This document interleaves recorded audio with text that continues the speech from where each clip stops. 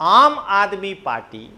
જો પ્રથમ યાદીના બેકગ્રાઉન્ડ જેવા લોકોને ગુજરાત સ્થાનિક સ્વરાજ ચૂંટણીમાં ઉમેદવાર ઉતારશે અને એના સાથે સાથે જો ઓવૈસી સાહેબની પાર્ટીને પણ અહીંયા ઉમેદવાર ઉતારશે તો આ ચૂંટણીમાં આમ આદમી પાર્ટી અને એઆઈએમઆઈએમ વચ્ચે આ કોમ્પિટિશન થશે કે કોંગ્રેસને